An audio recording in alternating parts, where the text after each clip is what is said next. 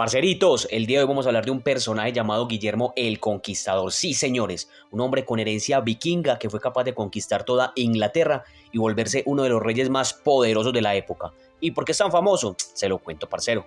Mi hermano Guillermo nace en el año de 1027 en la localidad de Falaise, en Normandía. Era el hijo ilegítimo del duque de Normandía, Roberto I.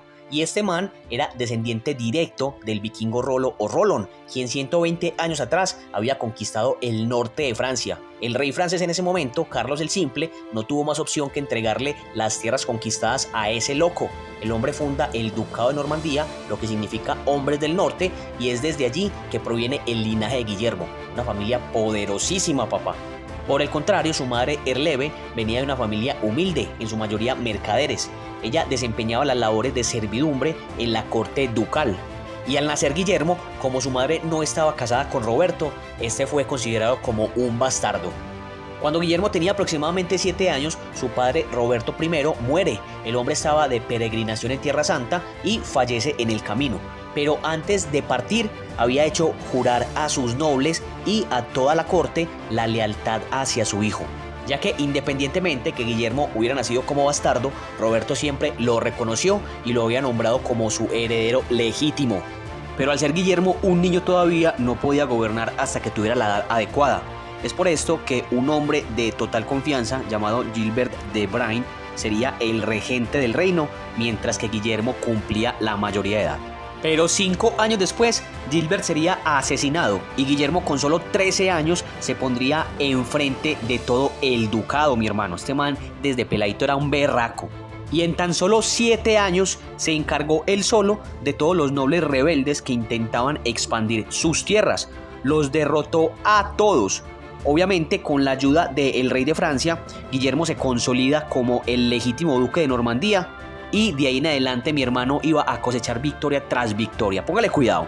Guillermo se convertiría en uno de los estrategas militares y comandantes de campo más formidables de la Edad Media, ya que llevaba 20 años comandando el Ducado de Normandía. El man llevaba a la cabeza todo ese tiempo y nadie lo bajaba de ahí, mi hermano.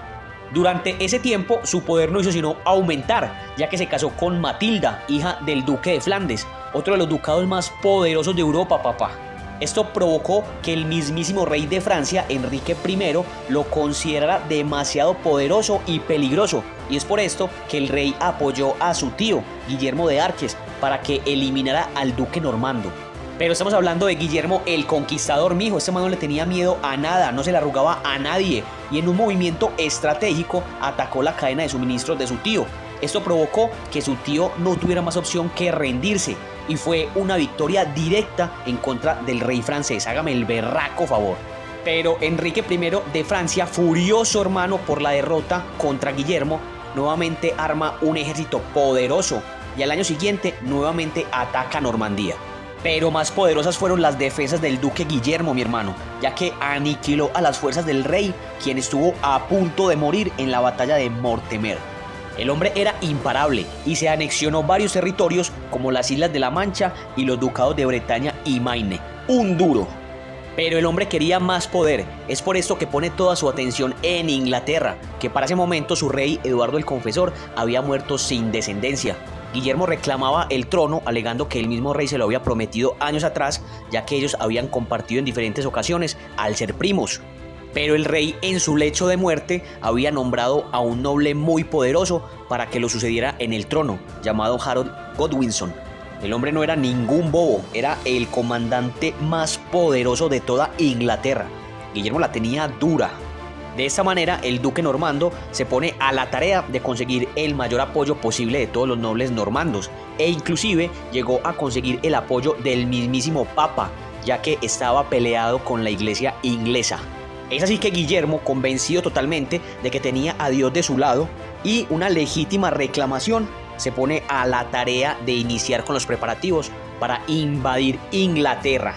Pero la suerte también acompañó a Guillermo, mi hermano, ya que a unos pocos meses de su invasión, un rey noruego llamado Harald Hardrada invadió el norte de Inglaterra con una horda de vikingos, mi hermano, esos manes barbados que no le tenían miedo a nada. El rey inglés Harold Godwinson no tuvo más opción que enfrentar a este loco en la batalla de Stamford, Allí se enfrentarían 10.000 ingleses contra 7.000 vikingos, una locura total, papá.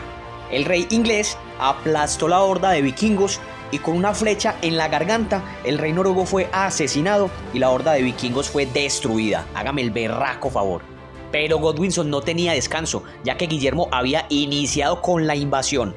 Es así que el 14 de octubre de 1066 se haría la batalla de Hastings entre las fuerzas inglesas lideradas por el rey Harold y las fuerzas normandas lideradas por el duque Guillermo, el Conquistador, papá. Para ese momento, las fuerzas de Harold ya estaban muy mermadas y muy cansadas por la batalla contra los vikingos. Los habían mermado demasiado y al llegar al campo de batalla, Godwinson únicamente contaba con infantería y unos pocos arqueros. Estaba en desventaja. Por el contrario, Guillermo contaba con una buena infantería, arqueros y una de las mejores caballerías de la época. 7.000 ingleses se enfrentarían a 13.000 normandos. Una locura total. La batalla comenzó a las 9 de la mañana y duró hasta la puesta del sol. En cierto momento parecía que las fuerzas inglesas estaban ganando la batalla porque los normandos se fueron en retirada, pero eso simplemente fue una táctica de Guillermo, una trampa.